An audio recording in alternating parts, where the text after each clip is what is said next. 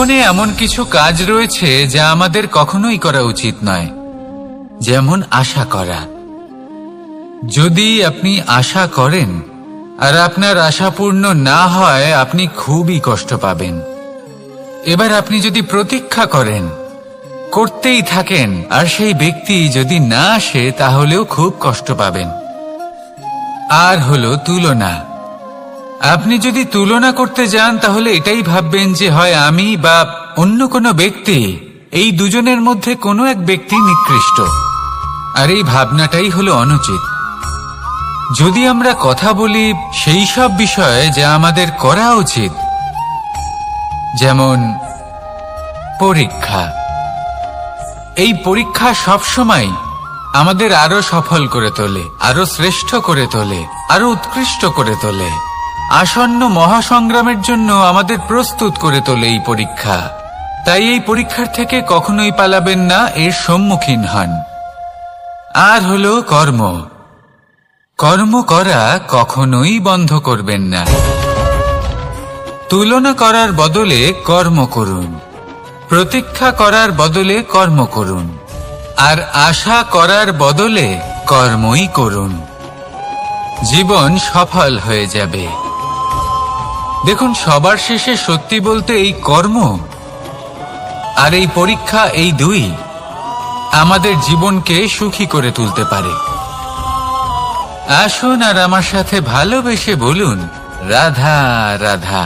মানুষ তার জীবনে শিক্ষা এবং প্রেম, এই দুই লাভ করে তার মাতা, পিতা এবং গুরুর কাছ থেকে।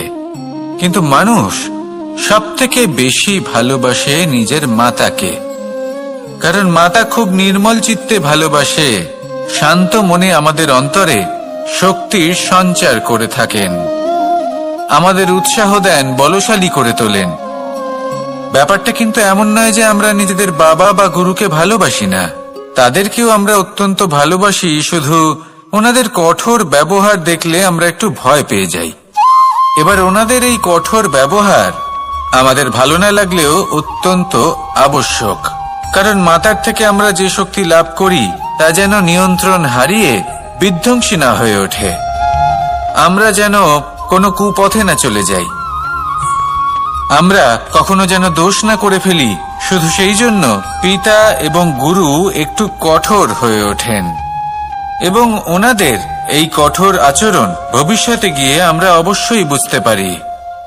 জীবনে কিছু বছর আমরা এগিয়ে যাই আর তারপর আমরা বুঝতে পারি যে বাবা এবং গুরু আমাদের যথেষ্ট ভালোবাসতেন, কিন্তু ওনাদের ভালোবাসার বহিঃপ্রকাশ আলাদা। প্রয়োজনীয় হলো এটা দেখার, এটা বোঝার যে শুরু থেকে আমাদের প্রতি ওনাদের আচরণ কেমন ছিল।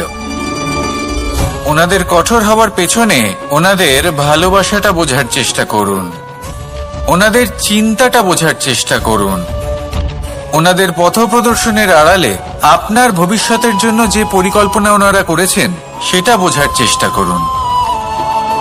তখন আপনারা বুঝতে পারবেন ওনাদের ভালোবাসাকে। আপনার মনের মধ্যে আপনা থেকেই ওনাদের প্রতি সম্মান জেগে উঠবে।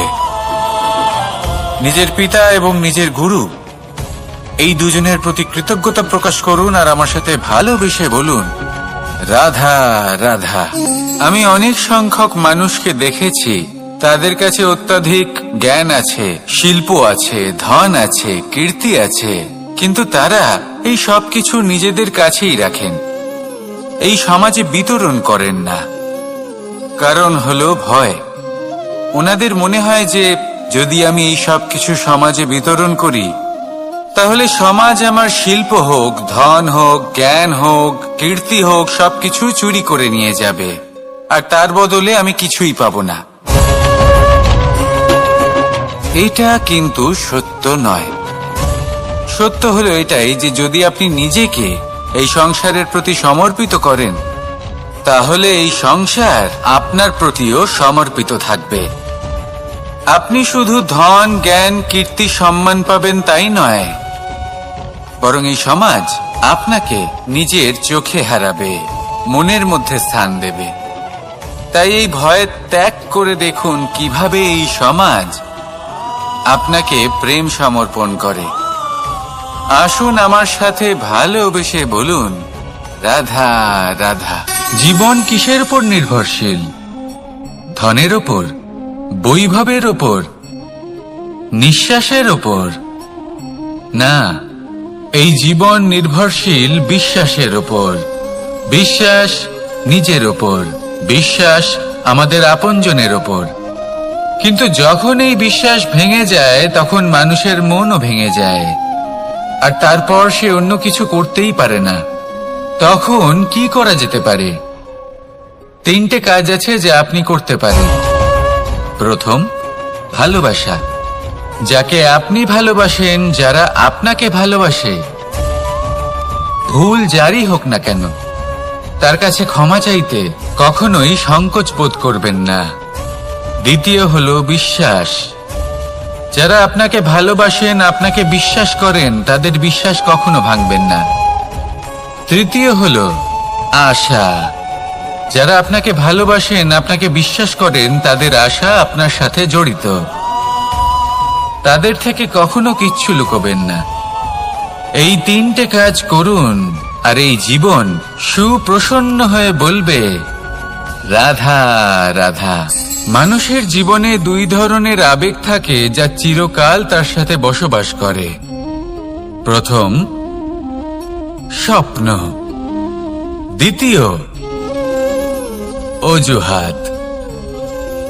মানুষ হাজার হাজার স্বপ্ন দেখতে পারে। আমাকে এই কাজ করতে হবে, আমাকে ওখানে ঘুরতে যেতে হবে, আমার জীবনে এই অসম্ভব কাজ বাস্তবায়িত করে দেখাতে হবে, আদি ইত্যাদি। এবার ঠিক যেমন স্বপ্ন দেখেন, সেইভাবে অজুহাতও খুঁজে নিয়ে আসেন।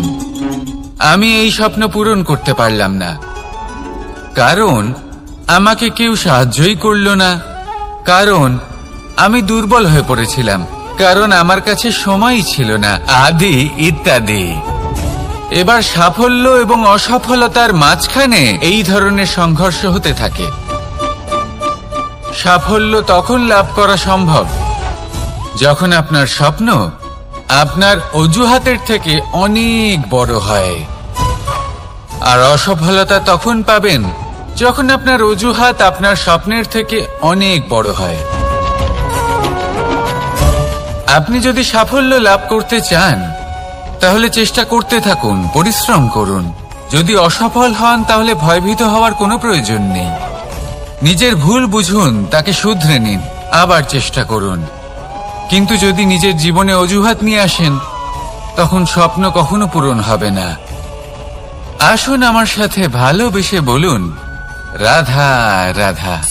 ভয়ের সাথে আমরা সবাই পরিচিত, কষ্ট আমরা সবাই পেয়েছি। কখনো কখনো আমরা অসুস্থ হয়ে পড়ি, আর এমন সময় হলে মাতার মমতা, কখনো বাবার স্নেহ, কখনো বন্ধুদের পাশে থাকার অনুভূতি আমাদের রোগ নিরাময়ে সাহায্য করে। কখনো যদি আমরা নিরাশ হয়ে পড়ি, তখন যদি আমাদের কোনো আপনজন আমাদের 2টো ভালো কথা বলে, তখন আমাদের মনোবল বেড়ে যায়। ঠিক তেমন সংসারের এই রঙ্গমঞ্চে যদি আপনি পীড়িত অনুভব করেন, কিছু শুভ কথা আলোচনা করুন, কিছু স্তুতি গান করুন, কিছু মুহূর্তের জন্য হলেও নিজের ইষ্টদেবের কথা স্মরণ করুন আর প্রার্থনা করুন। সাহস বাড়বে, শক্তিও বৃদ্ধি পাবে, এবং সামনে এগিয়ে চলার পথও দেখতে পাবেন। তখন এই মন প্রসন্ন হয়ে বলবে, রাধা রাধা। কখনো কখনো অন্ধকারের সাথে লড়াই করার জন্য আমরা প্রদীপ জ্বালাই। এতে প্রথমে সলতে রাখি, তারপর তেল ঢালি, তারপর আগুন জ্বেলে এটা প্রজ্বলিত করি। তারপর একটা সময় আসে যখন এই প্রদীপ নিভে যায়। কারণটা কি? কারণ কি এটা যে প্রদীপের প্রকাশমান হওয়ার ক্ষমতা সমাপ্ত হয়েছে? না, এই যে আগুন আমরা দেখতে পাচ্ছি, এই আগুনের জন্য যে শক্তির প্রয়োজন হয় তা আসে এই তেল থেকে। যদি এই তেল সমাপ্ত হয়ে যায়, তাহলে এই প্রকাশ তাও সমাপ্ত হয়ে যায়। আর আমাদের জীবনে এই তেল হলো আমাদের কর্ম, আর এই আগুন আর এর দ্বারা উৎপন্ন হওয়া প্রকাশ আমাদের ভাগ্য। যত আমাদের কর্ম ক্ষীণ হতে থাকবে, আমাদের ভাগ্য সৌভাগ্য কোথাও না কোথাও লুপ্ত হয়ে যাবে। যে উজ্জ্বল ভবিষ্যৎ আমরা চাইছি তা কখনো লাভ করতে পারবো না যদি কর্ম না করি।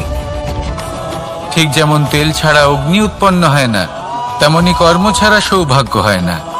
আর যেমন কর্ম তেমন ভাগ্য। তাই সব সময় কর্ম করতে থাকুন, কর্ম করা থামাবেন না। আর আমার সাথে ভালোবেসে বলুন, রাধা রাধা। জীবনে তিনটি বিষয় আছে, তিনটি বস্তু আছে, তারা যেন আপনাকে কখনো বশে না করে নিতে পারে। প্রথম হলো ধন। ধন যতক্ষণ আপনি ব্যবহার করতে থাকেন, যতক্ষণ তা আপনার কাজে আসছে, ততক্ষণ ঠিক আছে, এই ধন আপনার কাছে অমৃত। কিন্তু যখন এই ধন আপনাকে ব্যবহার করতে শুরু করে, বুঝে যাবেন যে আপনার পতনের সময় শুরু হয়েছে। দ্বিতীয় বিষয়, ফেলে আসা অতীত। যাই করুন, আপনি অতীত পাল্টাতে পারবেন না, আর এই সত্যিটা আপনিও জানেন। কিন্তু তাও এর বশবর্তী আমরা হয়ে পড়ি। আর যখন তাই হয়, তখন এই সংসারে আমরা যেখানেই যাই না কেন, যত বড়ই সুখ লাভ করি না কেন, সেই সব আমাদের কাছে তিক্ত বলে মনে হয়। তৃতীয় বিষয়, আপনার আশেপাশের মানুষ ভিন্ন ভিন্ন ধরনের মানুষ হয়, যাদের চিন্তা ভাবনা এবং দৃষ্টিভঙ্গি ভিন্ন ভিন্ন প্রকারের। যদি এদের বশবর্তী আপনি হয়ে পড়েন, তাহলে কেউ বলবে এটা করো, এটা ভালো। কেউ বলবে এটা করো না, ওটা করো, ওটা ভালো কাজ। কেউ বলবে এই দুটোই করো না, অন্য কিছু করো। এই কথাগুলিতে আপনি এতটাই জড়িয়ে পড়বেন যে আপনি লক্ষ্যভ্রষ্ট হয়ে পড়বেন। তাই এই তিন বিষয় থেকে সাবধানে থাকবেন। যদি কোনো কিছু বশ করতে হয়, তাহলে আপনাকে বশ করতে হবে আপনার আজকে, নিজের বর্তমানকে। এটা খুব প্রয়োজনীয়। এটা ভাববেন যে এই সময়ের সদ্ব্যবহার আমি কিভাবে করব, সময়কে শাসন কিভাবে করব, ওই কর্ম কিভাবে করব যাতে ভবিষ্যতে কখনো আমার আফসোস না হয়, বরং এই সংসার আমাকে নিয়ে গর্ব করবে, সেই কর্ম করুন। আর যখন আপনি এটা শিখে নেবেন, তখন আপনি নিজেই নিজেকে প্রকৃত অর্থে ভাগ্যশালী করে তুলবেন। আসুন আমার সাথে ভালোবেসে বলুন, রাধা রাধা। অনেক সময় আমরা কারোর নীরবতাকে তার দুর্বলতা ভেবে বসি। হতেই পারে সেই ব্যক্তি উত্তর দিতে চাইছেন না, হতে পারে অন্য কোনো কারণ আছে যা আমরা বুঝতেই পারছি না। সেই জন্য তাকে দুর্বল ভেবে নেওয়া অনুচিত। দেখতে গেলে এই বিশাল সমুদ্র এও কিন্তু নীরব, শান্ত হয়। কিন্তু যখন সে রুদ্র মূর্তি ধারণ করে, তখন কি হয়? সমগ্র সংসারকে বিনাশের পথে নিয়ে যায় এই সমুদ্র, প্রলয় সৃষ্টি করে। সেই জন্য কারো সহ্য শক্তিকে দুর্বলতা বলে মনে করবেন না। কারণ যদি এই নীরবতা নিজেকে ভেঙে বেরিয়ে আসে, তাহলে তা বিনাশের সমস্ত সীমা পার করে যেতে পারে। তাই এই নীরবতাকে সবসময় বুঝুন, সবসময় একে সম্মান করতে শিখুন। আর আমার সাথে ভালোবেসে বলুন, রাধা রাধা। কখনো কোনো চাতক পাখিকে দেখেছেন? কথায় আছে যে বছরে মাত্র একবার সে তার তৃষ্ণা মিটিয়ে থাকে, আর তাও আকাশে ভেসে থাকা মেঘের দ্বারা ঘটানো বৃষ্টির জলের ফোঁটা থেকে। আর কোথাও থেকে সে তার তৃষ্ণা পূরণ করে না। সারা বছর সে নিদারুণ গরম সহ্য করে, তীব্র শীতও সহ্য করে, শুধু এই আশা নিয়ে যে বছরে একবার অন্তত সেই মেঘের ঘন ঘটা হবে, বৃষ্টি হবে, আর সে তার তৃষ্ণা নিবারণ করবে। এটা আসলে কি? এটা আসলে বিশ্বাস। সেই বিশ্বাস যে বছরে একবার সেই মেঘ আসবে তৃষ্ণা নিবারণ করতে। যেমন দেখুন, একটা সূর্যমুখী ফুল সারা রাত অন্ধকারের সাথে যুদ্ধ করে, কারণ তার বিশ্বাস যে ভোরবেলায় সূর্য তাকে অবশ্যই দর্শন দেবেন। সেটাও বিশ্বাস ছিল যার উপর ভরসা করে মনু একটা নৌকা নিয়ে বেরিয়ে পড়েছিলেন এবং সমস্ত সৃষ্টিকে প্রলয়ের হাত থেকে বাঁচিয়েছিলেন। সেটাও ছিল ভালোবাসার প্রতি বিশ্বাস, যার উপর ভরসা করে বানর এবং ভাল্লুক সেনা নিয়ে শ্রীরাম আক্রমণ করেছিলেন সমস্ত বরদানপ্রাপ্ত অসুরগণ এবং রাক্ষসগণের লঙ্কায় এবং জয় লাভ করেছিলেন। এই বিশ্বাসই হল এই বিশ্বের আশা। বিশ্বাস রাখুন যে আপনি হলেন সর্বশ্রেষ্ঠ এবং শুধুই নিজের কর্ম করতে থাকুন। এই বিশ্বাসের আশাই আপনাকে প্রতি মুহূর্তে বল প্রদান করবে। এ হলো আমার বিশ্বাস। আসুন আর আমার সাথে ভালোবেসে বলুন, রাধা রাধা। যোগাসন। যোগাসনে আসন অত্যন্ত গুরুত্বপূর্ণ। এবার আমি বলবো সবথেকে শ্রেষ্ঠ আসন কোনটি। আশ্বাস। নিজেকে আশ্বস্ত করতে থাকুন যে আমি আছি, সব ঠিক হবে, যা হচ্ছে ভালোর জন্য হচ্ছে। এই আশ্বাস আপনাকে জীবনে এমন ধনাত্মক বিশ্বাস দেবে যে আপনি বড় বড় সমস্যার সমাধান করতে পারবেন। এবার যদি কথা বলি সবথেকে কঠিন সময়ের, তাহলে সেটা হলো বিচ্ছেদের। যা মা সীতাকে সহ্য করতে হয়েছে শ্রীরামের জন্য, রাধা কৃষ্ণকেও সহ্য করতে হয়েছে। যে ব্যক্তি বিচ্ছেদের সময় সঠিক পথে চলে এসেছে সে জীবনে অনেক শ্রেষ্ঠ স্থানে অবশ্যই পৌঁছতে পারবে। এবার যদি কথা বলি সবথেকে জরুরি এবং গুরুত্বপূর্ণ সময়ের, তাহলে সেটা হলো সংযোগ। সকলকে সাহায্য করতে থাকুন। আপনি অন্যদের সাহায্য করে তাদের যত আনন্দ দিতে পারবেন ততটাই আনন্দ আপনারও জীবনে অবশ্যই আসবে। আসুন আর আমার সাথে ভালোবেসে বলুন, রাধা রাধা। সংসারে সকলে উঁচুতে উঠতে চায়, কেউ নত হতে চায় না। সবাই এটা মনে করে যে নত হওয়ার অর্থ হলো তাদের আত্মসম্মান এবং অহংবোধের বিরুদ্ধাচরণ করা। তাদের মনে হয় যে যদি আমরা নত হই সংসার আমাদের দুর্বল মনে করবে, তাদের শৌর্য এবং তাদের ব্যক্তিত্বের অপমান হবে। কিন্তু এটা কি সত্যি? প্রত্যেকবার নত হওয়ার অর্থ কি সম্মানহানি হওয়া? কখনোই নয়। আপনি নিজের জীবনকেই দেখে নিন। আপনার কোনো অমূল্য জিনিস যদি নিচে পড়ে যায় তাহলে তাকে কিভাবে তোলেন? সেই বস্তুকে তোলার জন্য আপনাকে নত হতেই হবে। আপনি বড়দের আশীর্বাদ কিভাবে লাভ করেন? আপনি নত হয়ে তবেই তাদের আশীর্বাদ লাভ করতে পারেন, তাই না? ভেবে দেখুন, আপনি একটা পথে হাঁটছেন, আপনি দেখতে চাইছেন যে আপনি সঠিক পথে হাঁটছেন কিনা, পায়ের নিচে কাঁটা পড়ে আছে কিনা। কিভাবে দেখবেন? আপনাকে সেই মাথা নত করেই দেখতে হবে। এর অর্থ কি? অর্থ খুব সহজ। প্রত্যেকবার নত হওয়া অনুচিত নয়, সেটা কোনোভাবেই সম্মানহানি নয়। পরিস্থিতি অনুসারে এবং যেখানে প্রয়োজন আপনি নত হতে শিখে গেলে আপনি অনেক কিছুই লাভ করতে পারবেন। জ্ঞান, মান, গুণ, বিশ্বাস। সেই জন্য প্রয়োজন এবং পরিস্থিতি অনুসারে নত হতে শিখুন, এতে অনুচিত কিছুই নেই। আত্মসম্মান থাকা অত্যন্ত প্রয়োজনীয়, কিন্তু তা যেন কখনো অহংকারে পরিণত না হয়। এই বিষয়ে অবশ্যই নজর রাখবেন এবং আমার সাথে ভালোবেসে বলবেন, রাধা রাধা। আমাদের জীবনে অনেক ধরনের ব্যক্তি এসে থাকেন। কেউ কেউ আমাদের সাথে থেকে যান, কেউ আমাদের থেকে দূরে চলে যান। কেউ ভালো মানুষ হন, কেউ খারাপ মানুষ। কিন্তু আমরা সবসময় সেই সময়টাকে নিয়ে দুঃখ প্রকাশ করি যখন আমাদের জীবনে কোনো খারাপ ব্যক্তি প্রবেশ করেন। তারা আমাদের খারাপ অনুভূতি দেন, দুঃখ দেন, কষ্ট দেন।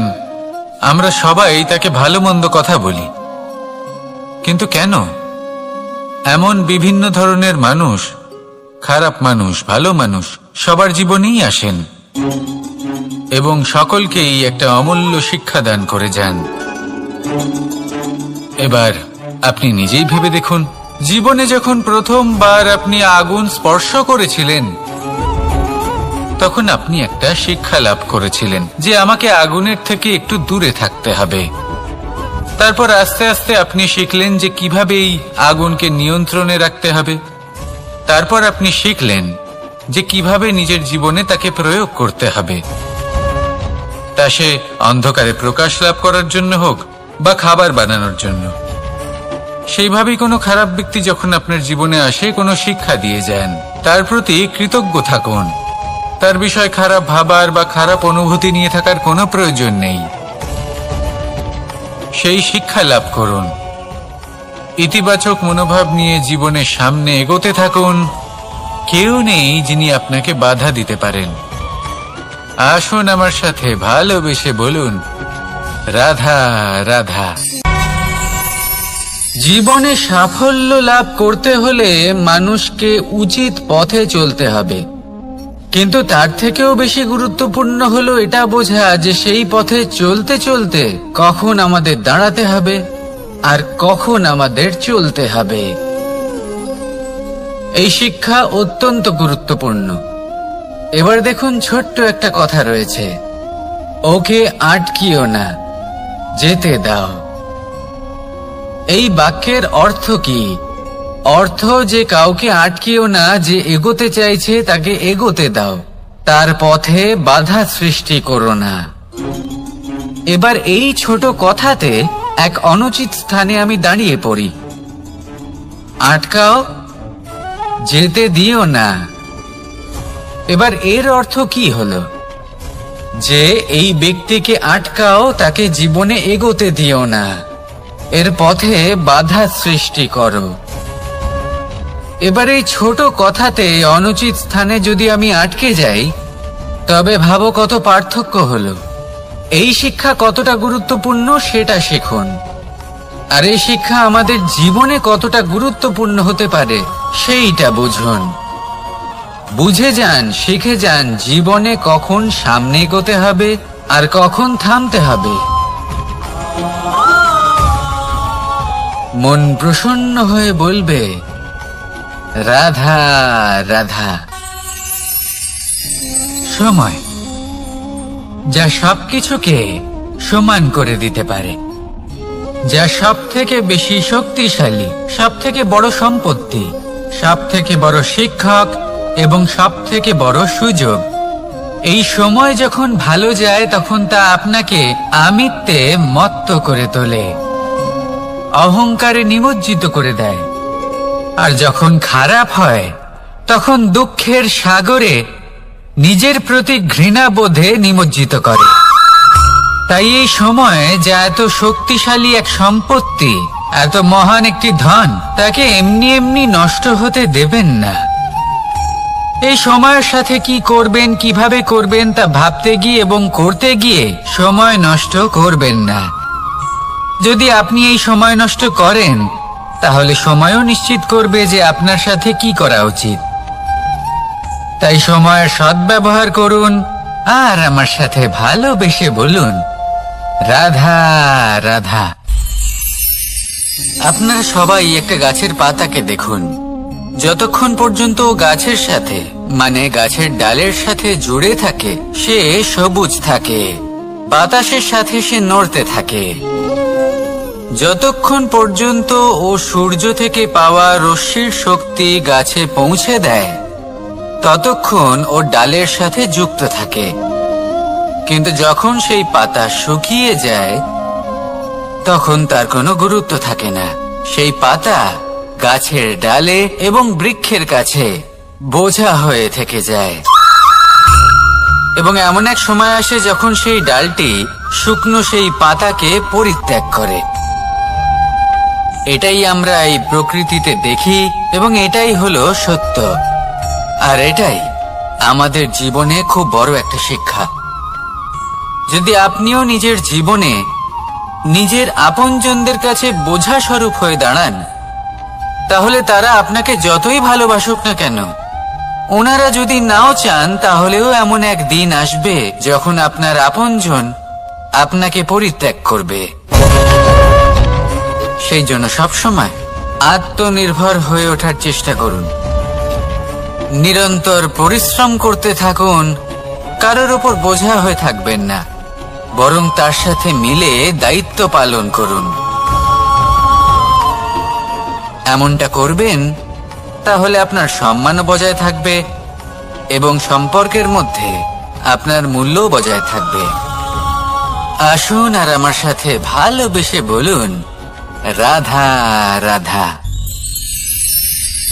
ঈশ্বর আসলে কে? সংসারের বেশিরভাগ মানুষের কাছে ঈশ্বর হলেন এই সংসারের রচয়িতা, পালনকর্তা।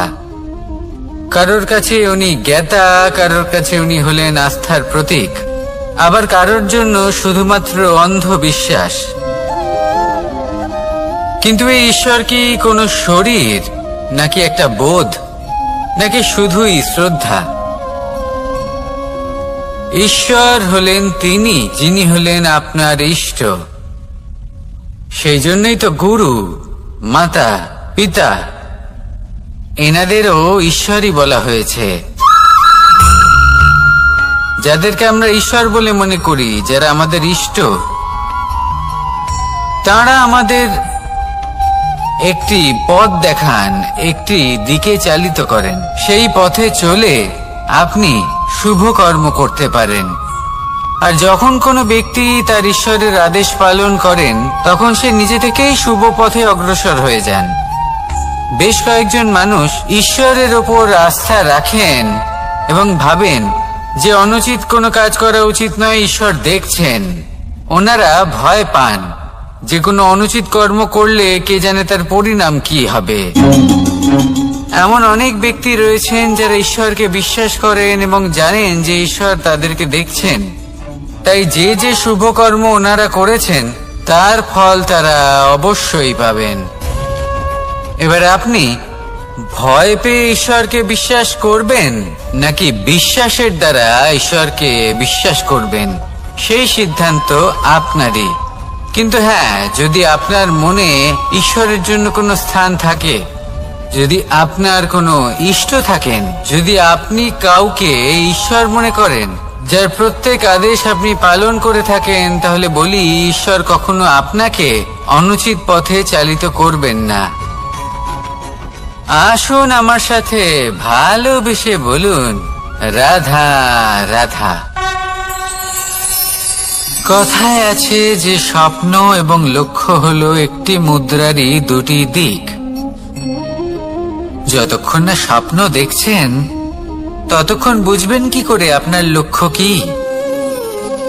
স্বপ্ন দেখে যদি নিজের লক্ষ্য বুঝতে পারেন, সেটা পেতে চান, তবেই সেটা লাভ করতে পারবেন। কিন্তু স্বপ্ন এবং লক্ষ্য এই দুইয়ের মধ্যে একটা ভারসাম্য রয়েছে, যেটা বজায় রাখা প্রয়োজনীয়। একে আমরা বলে থাকি পরিশ্রম। দেখুন, যদি আপনি স্বপ্ন দেখতে চান, তাহলে পরিশ্রম ত্যাগ করে নিদ্রা লাভ প্রয়োজন। কিন্তু যদি আপনি লক্ষ্য লাভ করতে চান, তাহলে আপনাকে নিদ্রা ত্যাগ করে পরিশ্রম করতে হবে। তাই আলস্য ত্যাগ করুন এবং সিদ্ধান্ত নিন যে আপনি কি চান। আপনার জীবনের এই তুলাদণ্ডে স্বপ্নের পাল্লা ভারী হওয়া প্রয়োজন নাকি লক্ষ্যের? আমার মতে এই দুইয়ের মধ্যে যদি ভারসাম্য বজায় রাখেন, তবে পথ নিজে থেকেই সামনে আসবে। শুধু সেই পথে অগ্রসর হতে থাকুন এবং আমার সাথে ভালোবেসে বলুন, রাধা রাধা।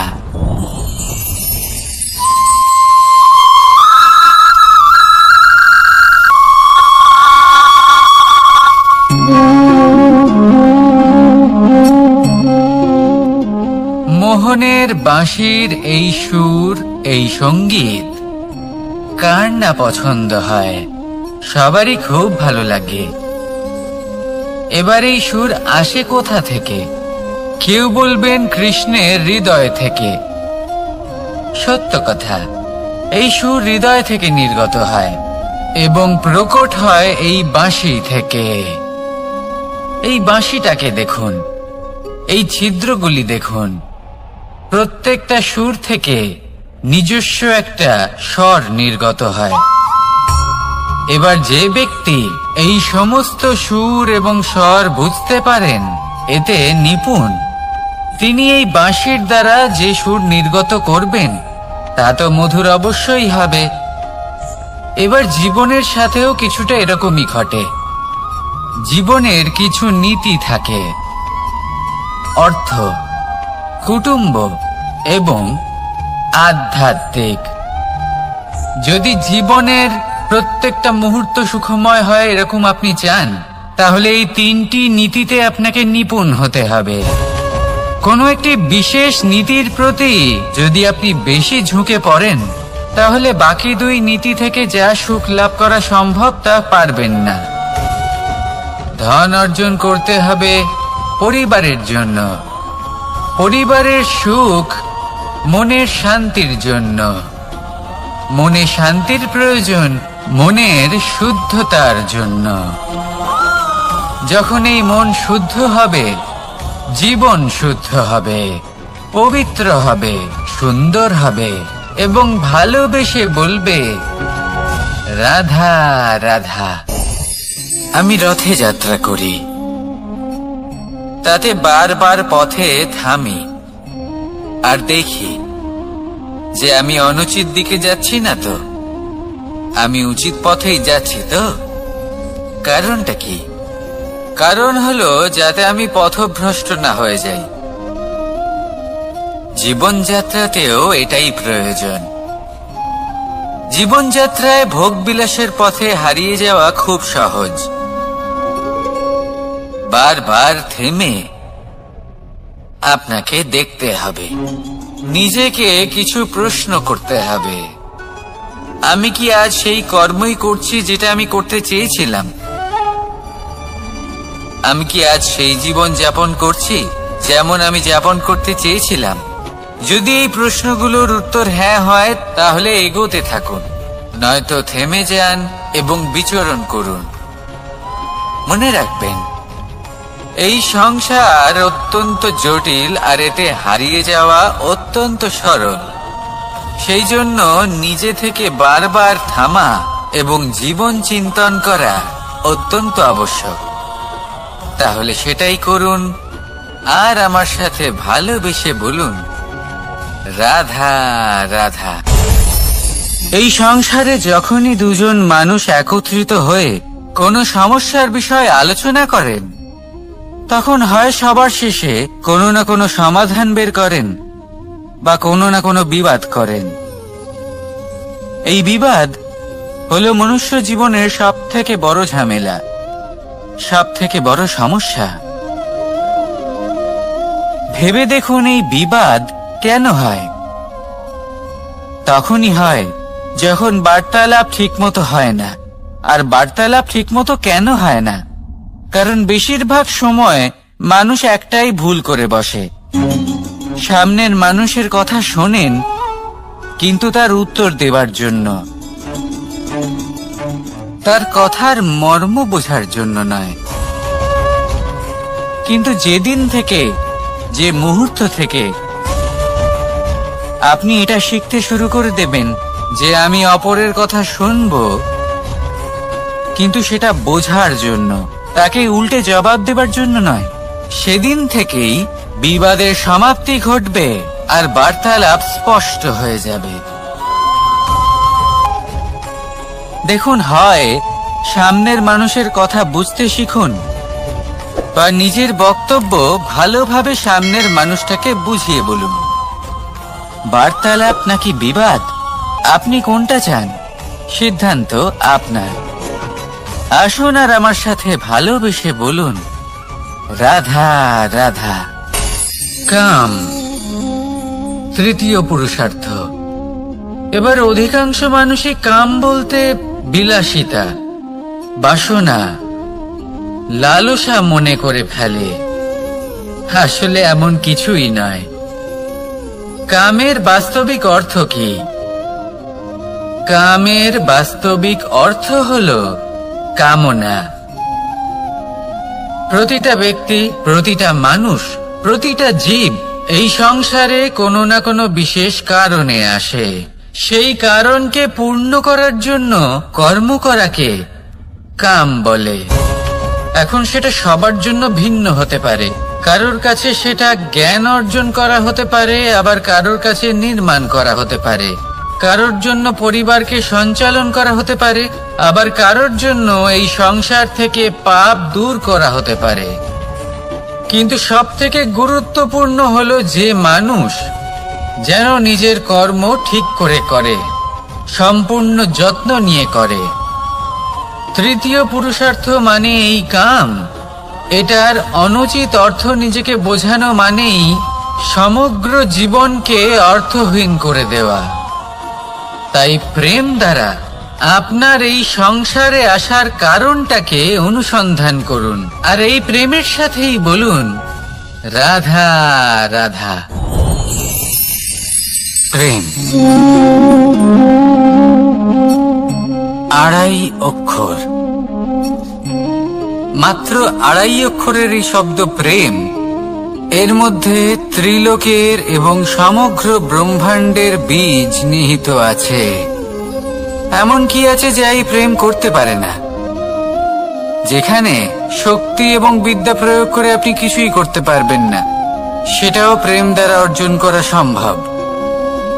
প্রেম চাইলে পাথরেও ফুল ফোটাতে পারে।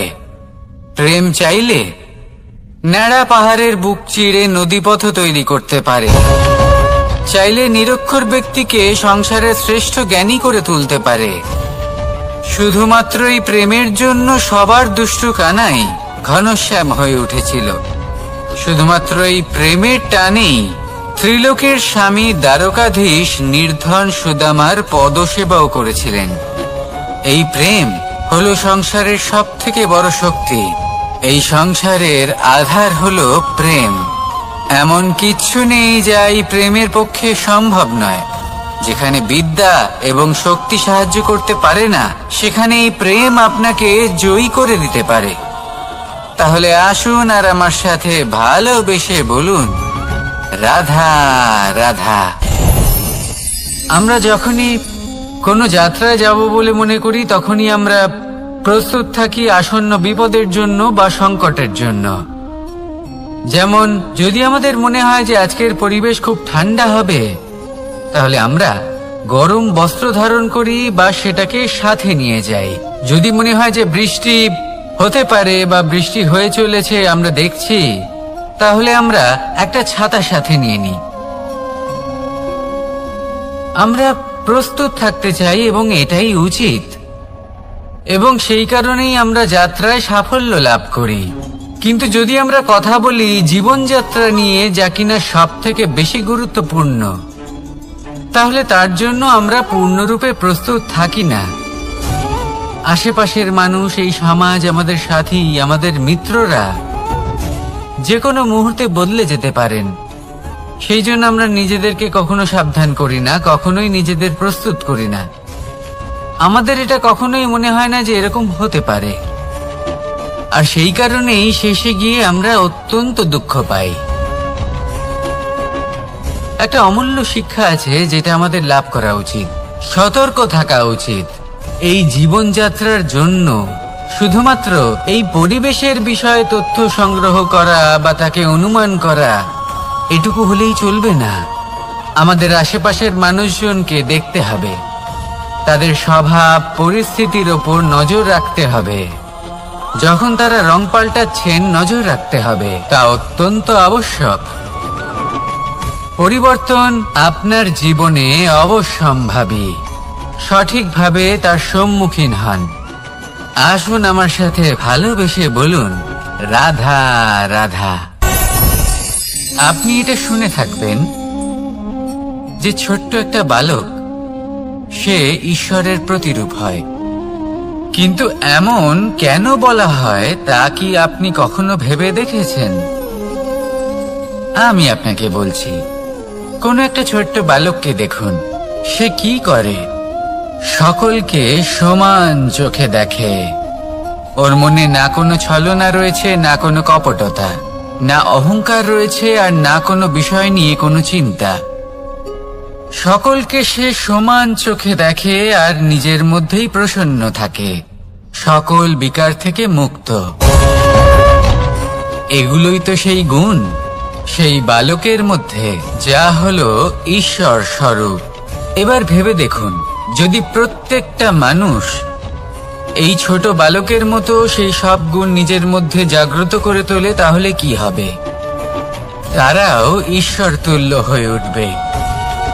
তাই আপনিও এটাই করুন, নিজের মনকে বিকার মুক্ত করুন সেই ছোট্ট বালকের মতো। মনের মধ্যে না কোনো চিন্তা রাখবেন, না মোহ, না ক্রোধ, না কোনো রকমের ছলনা বা কপটতা। সবাইকে সমান চোখে দেখুন আর নিজের মনেই প্রসন্ন থাকতে শিখুন। এই মন প্রেমময় হয়ে বলবে, রাধা রাধা।